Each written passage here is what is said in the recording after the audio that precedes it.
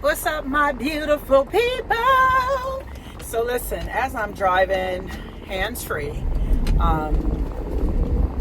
from the phone is what I'm saying, hands-free. So you'll think I'm being irresponsible because that's not who she is. So, sometimes you wonder, are people who they say they are? If they are really, really who they portray to be, right? Especially when dating, right? You meet a girl, you meet a guy, everybody's on their best behavior, communication's on point, they're checking in, they follow through, and then after about 90 days, right, about 3 months, sometimes sooner, sometimes, later in the game, you start to kind of see who they really are, right? The mask starts to come down. You realize they sent their representative. And I touched on this a little bit on a previous video. You can go back and watch that one. But here's a little secret. The Bible says, you'll know a tree by the fruit that it bears.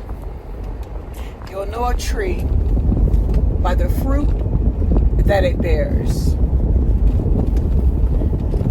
An orange tree will never produce apples. An apple tree will never produce oranges, nor will it ever produce lemons, because it's an apple tree. So, to determine if a person is who they say they are, all you need to do is look at their fruit. Are they producing fruit? Right? Everything that they say they are, is there evidence? Is there evidence? Oh, I have my own business. I have my own home. I live alone. I do this and that for my children. We have a good relationship. I love my mom. My parents are still together. I got a great job. I got a great career. I'm an entrepreneur. There should be evidence. There should be receipts, right? If a person says they're producing, then there should be evidence. When I was dating, one of my rules were, a man that I was dating after I felt comfortable was never allowed to come to my home if I couldn't go to his home first. If I couldn't sit on his couch, go use his restroom to feel secure, to feel confident that this man was being honest about all the things that he was telling me he was, then that's where it stopped. We're not hanging out at my house. You're going to eventually get tired of paying for dates and coffee, right? Oh, let's meet for ice cream. Okay. So we're going to continue meeting in these public places until we're ready to move to the next chapter. Now, for my men, you don't invite a woman to your house because she's demanding to come to your home. You also have to protect yourself. You also have to feel comfortable and confident that this lady has earned the right, that she's earned the privilege to sit on your sofa. That she isn't 5150 and she won't show up at 2, 3 in the morning stalking you, looking in your windows, driving past your house in an unmarked car with the lights off. No, you really, really got to be careful. You have to be careful. You have to move with wisdom out here in these streets, people. Be careful. Respect yourself enough to know that you don't give everybody your address. You're not taking every invite because you want a free meal. That's why women, we have to be in position to take care of our own necessities. We can buy our own food. We can buy our own laundry detergent. We can buy our own gas. We can get our own hair and nails done. We're not looking for a man to do that for us. You should be in position to do that for yourself. That's not what we're signing up for, right? The goal has to be bigger. It has to be bigger. The need has to be bigger, right? So stop taking the invite because you feel like it's a win-win. You know, it's a come up. Baby, it's not a come up. Because truth be told, you should be doing that for yourself. Oh, he taking me to Chili's. I'm about to eat real good. He taking me to Red Lobster. I'm about to eat me a lobster. Girl, get your own lobster, right? When he taking you to Ruth Chris and Maestro's, that's when you share it with the people, right? You know what I'm saying? That stuff is very shallow. Stop trusting people that you just meet. Stop trusting people you meet on Instagram that, hit you in your DMs. You're putting your life in harm's way. You're putting your loved ones and your family and your children at risk. Okay? You have to use wisdom. You got to have enough self-respect and enough self-love to get to know the person.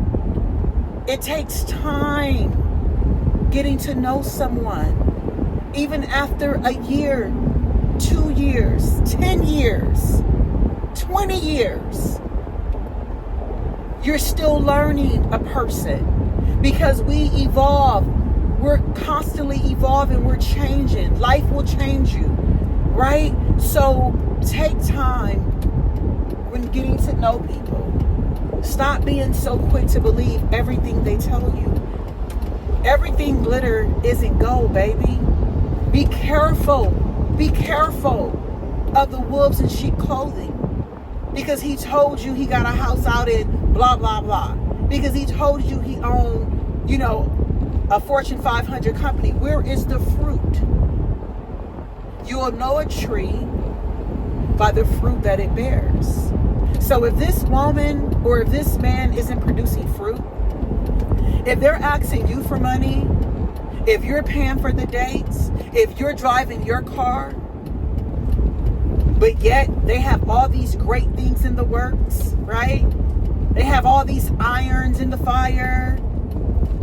I'm a hustler. I'm an entrepreneur. I'm about to be big. I'm about to blow up. Listen, baby, focus on that. Go focus on that. And when you get that all together, because we know it's going to be trials and error in any business, in anything that's new, right? Go handle that. Stop disturbing people when you're not ready. Let that person go on to be great and do great things. And when you're ready, then you say, hey, baby, listen, I'm back. I handled my stuff. I went through my process. What's happening, so many people are looking for love in all the wrong places. They don't have much to bring to the table but their trauma and their brokenness. When I say their brokenness, I'm talking about their trauma from being broken, heartache and pain. It's unfair to go interrupt a person that has completed their process and their journey. They did their work. It's unfair that you come in with your broken self. You've not made any sacrifices. You've not put any work in to heal and better yourself. You're just hopping from the next to the next to the next, spreading that pain and trauma to the next person. Everybody you encounter, that's what you're doing. Heal yourself. Once you're healed, you'll attract others that are healed.